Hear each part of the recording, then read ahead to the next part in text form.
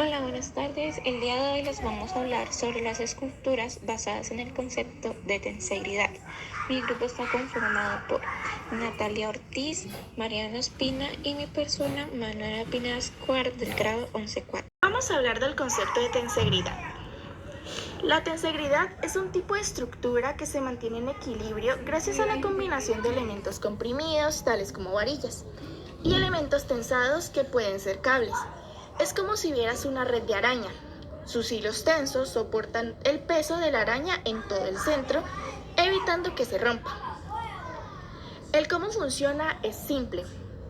Las fuerzas de tensión y compresión trabajan juntas, haciendo que los cables tiren de las varillas, creando una estructura estable y también ligera. De hecho, la tensegridad no es solo una idea de la ingeniería, se puede encontrar en la naturaleza. La podemos ver en las conchas marinas e incluso en nuestro propio cuerpo. También en la arquitectura se utiliza para crear esos edificios impresionantes y eficientes que solemos ver al salir de paseo. Algunos beneficios de la tensegridad es que vuelve sus estructuras ligeras, resistentes, eficientes y es utilizada en todo tipo de proyectos, desde los puentes que solemos cruzar hasta las esculturas que solemos ver exhibidas. La escultura. Esta, como cualquier otra forma de arte, no está exenta de las leyes de la física. Los artistas, por otro lado, consciente o inconscientemente, aplican principios físicos para crear obras que son tanto estéticamente agradables como estructuralmente sólidas. Tensegridad, el equilibrio perfecto según las esculturas. Uno de los ejemplos más destacados de la aplicación de la física es la escultura en la tensegridad.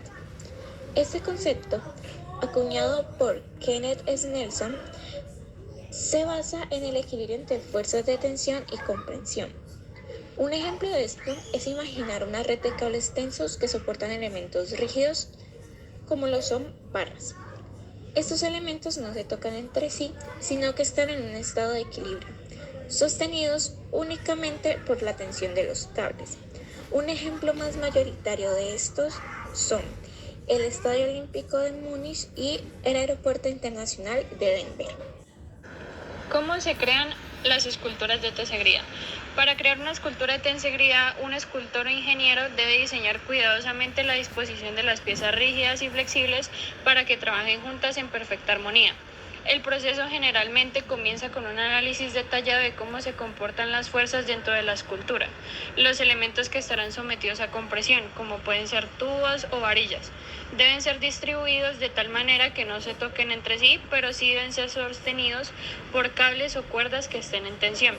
Un ejemplo de una estructura simple podría ser que imaginemos una pequeña escultura de tensegridad formada por 3 varillas metálicas que parecen flotar en el aire sin tocarse entre sí.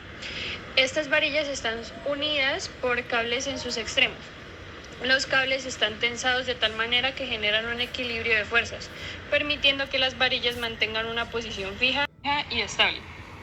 El resultado es que aunque las varillas no están conectadas físicamente entre ellas, están siendo sostenidas por las fuerzas distribuidas a través de los cables. Un ejemplo más complejo o más elaborado puede ser una escultura más grande que involucre muchas más piezas, pensando así en una estructura con varias docenas de barras de metal dispuestas en ángulos irregulares.